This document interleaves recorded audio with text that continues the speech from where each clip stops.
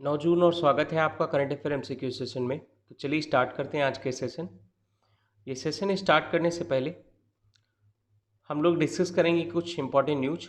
और ये important news है, सबसे पहली न्यूज कि उड़ीसा ने अभी हाल ही में अपना एक स्टेट सॉन्ग डिक्लेयर किया है जिसका नाम है वंदे उत्कल जननी। जी हाँ, वंदे उत्कल जननी। जानेंगे इसके बारे में डिटेल से क्या है खास। सेकेंड न्यूज़ ये है कि इंडिया और डेनमार्क ने अभी हाल ही में अपना एक एग्रीमेंट किया है। वो एग्रीमेंट इसलिए है कि पावर सेक्टर को किस तरीके से बूस्ट किया जाए। ठीक है, तो ये दोनों इंपॉर्टेंट न्यूज़ के बारे में हम लोग डिटेल से चर्चा करेंगे इस वीडियो के एंड में। ऐसे ही कुछ अपडेट के लिए आप एग्जामशाला को फॉलो कर सकते हैं वेरी सोशल मीडिया साइट्स पर, जैसे कि टेलीग्राम है, इंस्टाग्राम है और फेसबुक है, जहाँ पर मिलते हैं आपको डेली अपडेट। और आई होप ये अपडेट आपके इम्पॉर्टेंट होते हैं, आपके एग्ज़ाम के पॉइंट ऑफ व्यू से काफ़ी हेल्पफुल होते हैं। तो ऐसी अपडेट के लिए आप ज्वाइन कर सकते हैं अभी तक अगर आपने ज्वाइन नहीं किया है। बढ़ते हैं अगले चरण की तरफ। अगले चरण में हम लोग कुछ स्टैटिक क्वेश्चंस डिस्कस करते हैं। ये स्टैटिक क्वेश्चन है, इन्हें आप बताइए कमेंट सेक्शन में कि इसका आंसर क्या है। जिसमें से पहला क्वेश्चन है कि ये आपको बताना है कि वर्ल्ड मेट्रोलॉजिकल डिपार्टमेंट का ऑर्गेनाइजेशन का हेडक्वार्टर कहाँ है। सेकंड क्वेश्चन में आपको ये बताना है कि minister of consumer affairs, food and public distribution, इसके मिनिस्टर कौन है, ये आपको बताना है। और थर्ड क्वेश्चन में आपको ये बताना है कि नागार्जुन सागर लेक ये कौन से राज्य में स्थित है, ये आपको बताना है। बढ़ते हैं अगले क्वेश्चन की तरफ। क्वेश्चन नंबर 4 में आपसे पूछा है कि तूतीकोरिन एक पोर्ट है यानी बंदरगाह है और ये कौन से राज्य में है, ये आपको बताना है। फिफ्थ क्वेश्चन में आपसे पूछा है कि अल्लगा एक एक्सरसाइज होती है और ये अल्लगा एक्सरसाइज कौन से देशों के बीच में होती है, ये आपको बताना है कमेंट सेक्शन में। फटाफट इन्हें अटेम्प्ट करिए और बढ़ते हैं हम लोग अगले चरण की तरफ। तो अगला चरण है हमारा एमसीक्यू वाला पार्ट, जिसमें हम लोग डिस्कस करें एमसीक्यू। तो पहला एमसीक्यू ये है, आपको ये बताना है कि वर्ल्ड ओशन डे कब सेलिब्रेट किया जाता है। तो देखिए, वर्ल्ड ओशन डे सेलिब्रेट किया जाता है हर साल 8 जून को। 8 जून को वर्ल्ड ओशन डे सेलिब्रेट किया जाता है। तो ये सबसे पहली बार 2008 में यूनाइटेड नेशन, जी हाँ, 2008 में यूनाइटेड नेशन जनरल असेंबली के द्वारा इसे डिसाइड किया गया कि हम इसे 8 जून को सेलिब्रेट करेंगे। और 2009 से ये कंटिन्यूअस हर साल सेलिब्रेट किया जाता है। तो इस बार जो 2020 है, इसकी थीम ये है कि इनोवेशन फॉर सस्टेनेबल ओशंस। इसको याद रखना है आपको, ठीक है। आगे बात करेंगे यानी सेकंड क्वेश्चन पर। तो सेकंड क्वेश्चन में आपसे ये पूछा है कि अभी हाल ही में कौन से इंस्टीट्यूट ने अपना एक ऐप लॉन्च किया है जिसका नाम है संवाद। जी हाँ, संवाद। तो संवाद जो है ऐप किस लिए लॉन्च किया गया है, ये लॉन्च किया गया है एम्प्लॉय और स्टेक होल्डर जो है इनसे कनेक्ट रहने के लिए ये ऐप लॉन्च किया गया है। ठीक है, जैसा इसका नाम है संवाद, तो संवाद कनेक्शन के लिए जो एम्प्लॉय हैं, जो स्टेक होल्डर्स हैं, उनके लिए। तो ये किसने लॉन्च किया है, तो ये लॉन्च किया है WCL ने। WCL का मतलब होता है वेस्टर्न कोलफील्ड लिमिटेड, यानी पश्चिमी जो है एक हमारी कोलफील्ड लिमिटेड है। और ये कोलफील्ड लिमिटेड कंपनी यानी WCL, ये CIL यानी कोल इंडिया लिमिटेड की एक सब्सिडरी है, यानी CIL की एक सब्सिडरी है। और इसने अपना एक ऐप लॉन्च किया है जिसका नाम है संवाद। और ये जो है अपने एम्प्लॉय और स्टेक होल्डर से कैसे कनेक्ट हो, इस तरीके से चर्चा में इसलिए है कि उसने अभी हाल ही में महाराष्ट्र में कोयला उत्पादन के लिए 3 माइंस को ओपन कर दिया है।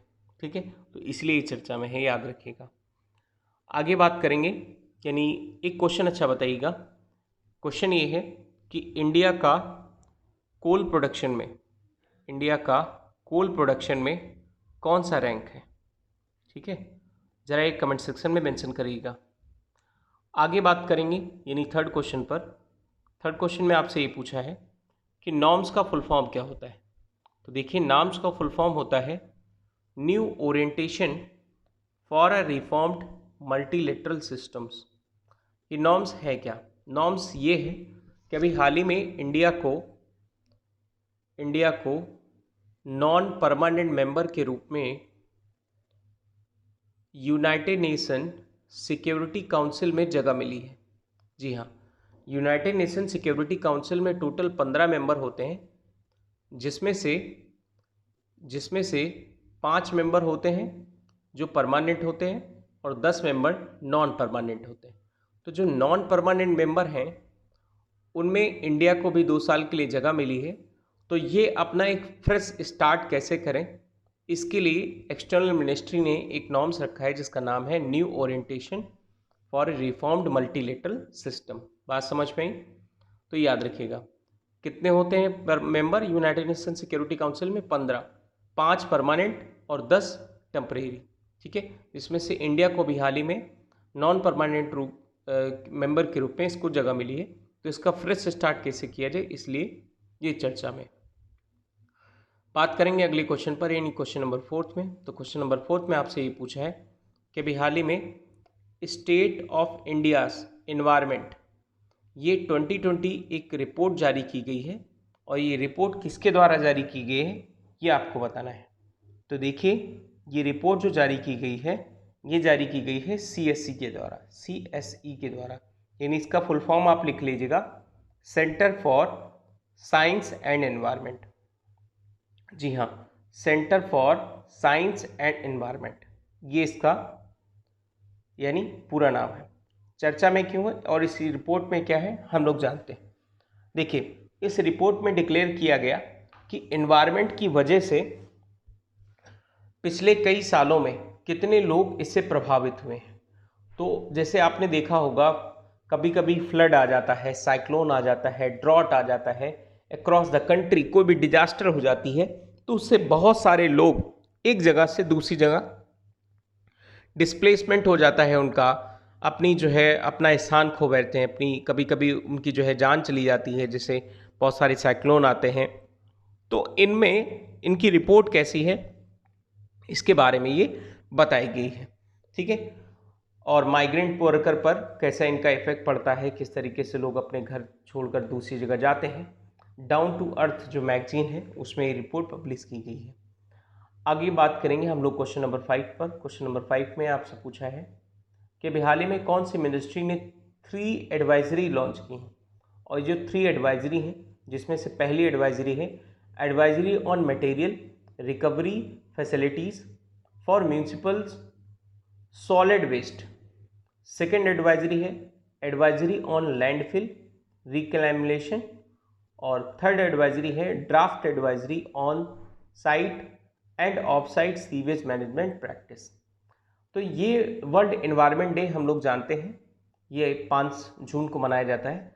तो इस दिन जो है क्या किया है ministry of housing and urban affairs ने, जी हाँ, ministry of housing and urban affairs यानी B option, ministry of housing and urban affairs ने क्या किया है 3 गाइडलाइन जारी की, और ये गाइडलाइन के तहत हम लोग किस तरीके से अपना वेस्ट मैनेजमेंट को, सॉलिड वेस्ट मैनेज को स्ट्रॉन्ग करें, किस तरीके से हम लोग रिकवरी फैसिलिटीज़ को बढ़ाएं, जो मटेरियल है उसको रिकवर कैसे किया जाए, स्वच्छ भारत मिशन अभियान को किस तरीके से बढ़ावा जाए, और उसमें एनवायरमेंटल इंजीनियरिंग ऑर्गेनाइजेशन को किस तरीके से प्रिपेयर किया जाए, इस पर चर्चा की गई। बात समझ में आई? आगे बात करेंगे हम लोग क्वेश्चन नंबर 6 पर। तो क्वेश्चन नंबर 6 में आपसे पूछा है कि हाल ही में इन प्रधानमंत्री गरीब कल्याण अन्न योजना में सबसे उच्च स्थान किस राज्य का है। तो देखिए, इसका सही आंसर क्या है। इसका सही आंसर ये है जम्मू कश्मीर। जम्मू कश्मीर एक केंद्र शासित प्रदेश है, तो केंद्र शासित प्रदेशों में जम्मू कश्मीर जो है प्रधानमंत्री गरीब कल्याण योजना अन्न योजना के अंतर्गत टॉप परफॉर्मर रहा है। क्या है प्रधानमंत्री गरीब कल्याण योजना? देखिए, जो अभी हाल ही में प्रेजेंट टाइम पर कोविड-19 चल रहा है, अभी तो चल ही रहा है ना। तो कोविड-19 में जो पुअर फैमिलीज थे उनको 100% यानी पूरी तरीके से क्या दिया जाए, फ्री राशन दिया जाए। तो राशन को 100% पूरी तरीके से सभी बेनिफिशरीज़ को पहुंचाने में जम्मू कश्मीर ने बहुत अच्छा काम किया है, इसलिए ये टॉप परफॉर्मर रहा है। देखिए, इस तरीके के जो इंडेक्स जारी किए जाते हैं, इस इंडेक्स जारी करने का मेन उद्देश्य ये होता है कि किस तरीके से हम लोग एक स्टेट से दूसरे स्टेट के बीच में हम लोग क्या करें, प्रतिस्पर्धा को बढ़ावा दे, यानी कंपटीशन को बढ़ावा दे। जब एक स्टेट अच्छा करेगा तो दूसरा स्टेट भी अच्छा करने की कोशिश करता है, इसलिए इस तरीके के इंडेक्स जारी किए जाते हैं। आई होप हम जानते हैं कि ऐसे इस तरीके के क्वेश्चन बहुत ज़्यादा कम आते हैं, लेकिन कहा कुछ नहीं जा सकता कि किस तरीके से करंट अफेयर में चेंजेस आ सकते हैं, तो इसको भी आप नोट डाउन कर लीजिएगा।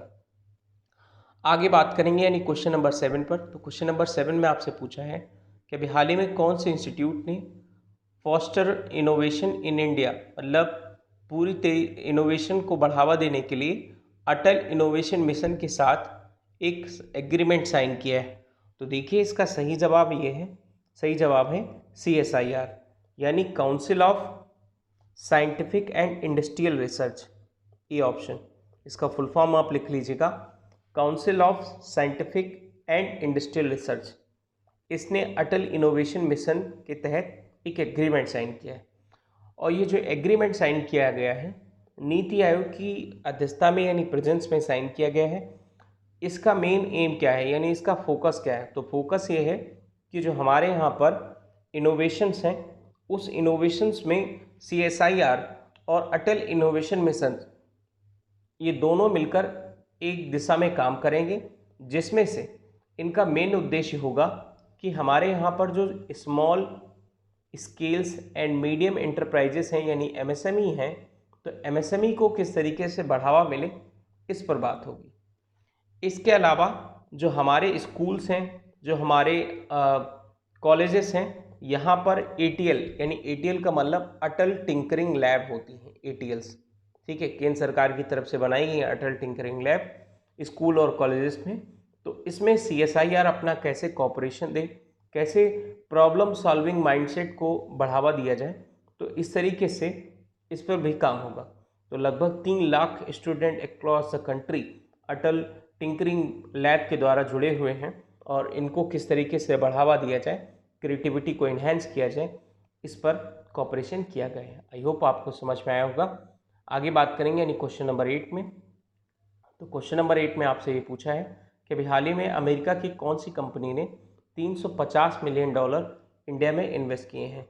तो देखिए इसका सही जवाब है DFC, यानी DFC ने क्या किया है, यहाँ पर इंडिया में $350 मिलियन इन्वेस्ट किए हैं।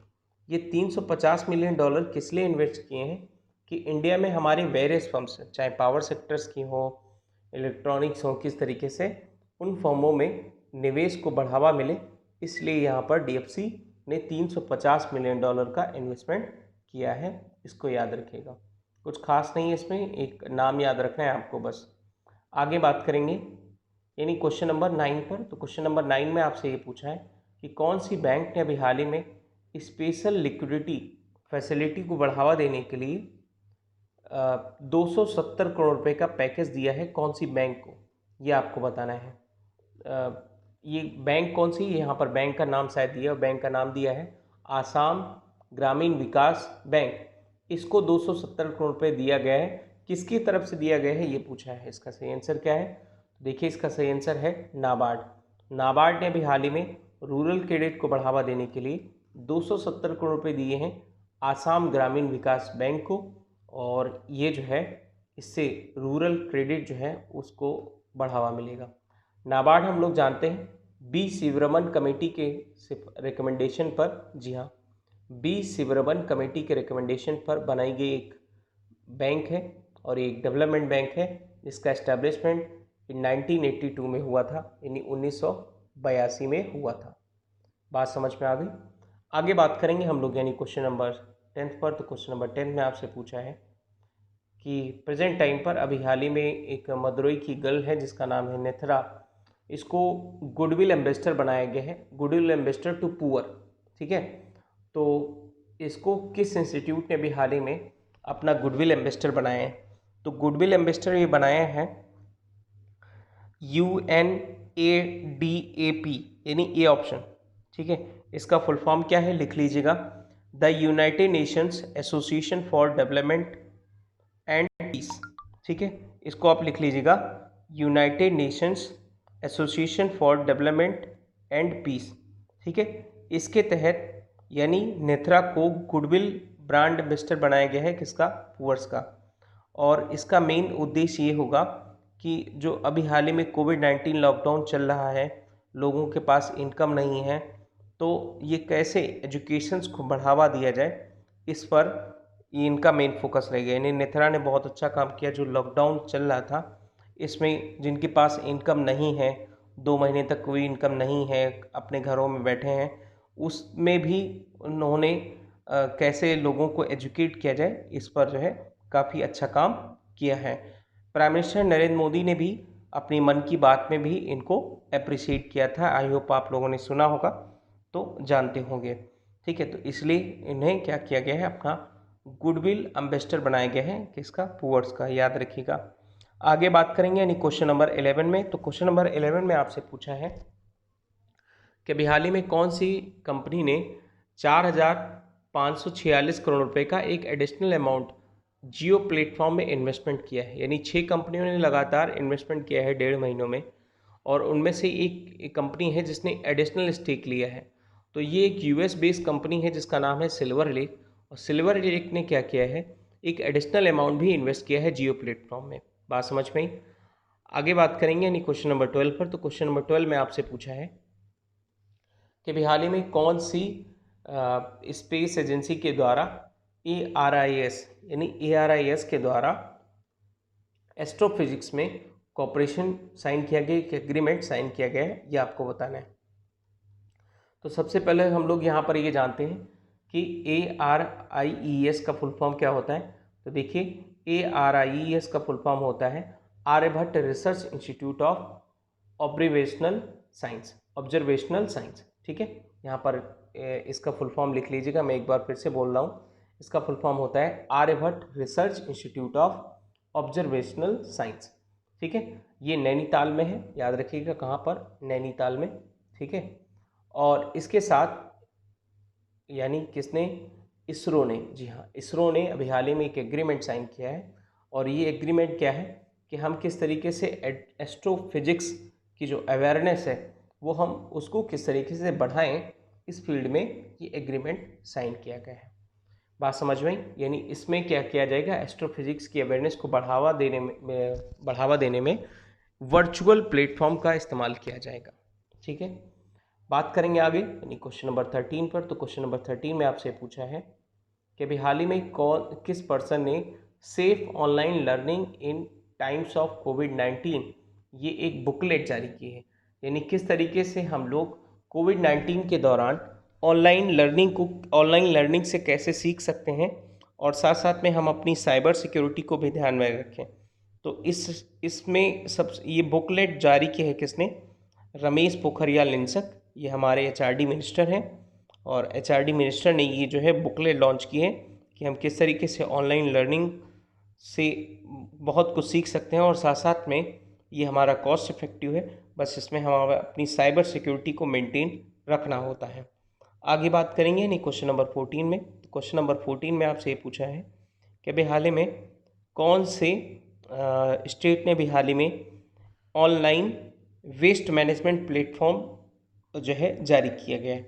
तो वेस्ट मैनेजमेंट प्लेटफॉर्म जारी करने में सबसे पहला स्थान है किसका, यानी पहली बार है ये आंध्र प्रदेश ने जारी किया है। आंध्र प्रदेश के जो चीफ मिनिस्टर हैं जगनमोहन रेड्डी, उन्होंने ये प्लेटफॉर्म लॉन्च किया है ऑनलाइन वेस्ट मैनेजमेंट। तो हम लोग इससे कैसे सीख सकते हैं कि वेस्ट मैनेजमेंट को किस तरीके से बढ़ावा मिले, इस पर ये प्लेटफॉर्म लॉन्च किया गया है। और जो हमारे इंडस्ट्रियल हैं, टॉक्सिक वेस्टेज हैं, घरों में जो इस्तेमाल होते हैं, उनको किस तरीके से हम लोग वेस्ट मैनेजमेंट से ये ऑनलाइन प्लेटफॉर्म से हम लोग सीख सकते हैं। तो ये प्रोग्राम जारी किया गया है। और बढ़ते हैं आगे। तो शायद ये इसका लास्ट क्वेश्चन था। हम लोग डिस्कस करते हैं अब वो क्वेश्चन जो मैंने आपको दिए थे अटैम्प्ट करने के लिए, आए आप सब ने अटैम्प्ट कर लिए होंगे। तो पहला यहाँ पर क्वेश्चन ये था कि वर्ल्ड मेट्रोलॉजिकल डिपार्टमेंट ये ऑर्गेनाइजेशन जो है इसका हेडक्वार्टर कहाँ है। तो देखिए, इसका हेडक्वार्टर है जिनेवा में। ज़्यादातर सारे इंस्टीट्यूट के हेडक्वार्टर कहाँ होते हैं, जिनेवा में होते हैं। एक चीज़ आप डिटेल से बताइएगा कि इसका इस्टेब्लिशमेंट कब हुआ था, इसको आप कमेंट सेक्शन में मेंशन करिएगा। सेकंड क्वेश्चन मैंने आपसे पूछा था कि मिनिस्टर ऑफ कंज्यूमर अफेयर्स कौन है, तो मिनिस्टर ऑफ कंज्यूमर अफेयर्स हैं रामविलास पासवान, और इनको साथ साथ में food and public distribution minister भी का पद दिया गया है। फिर थर्ड क्वेश्चन मैं आपसे पूछा था कि नागार्जुन सागर लेक कहाँ पर है, तो नागार्जुन सागर लेक है ये तेलंगाना में है, याद रखिएगा कहाँ पर है, तेलंगाना। ठीक है, आगे बात करेंगे हम लोग क्वेश्चन नंबर फोर्थ में। तो क्वेश्चन नंबर फोर्थ में आपसे पूछा था कि तूतीकोरिन पोर्ट कहाँ है, तो तूतीकोरिन पोर्ट है तमिलनाडु में। ठीक है, कहाँ पर है, तमिलनाडु में।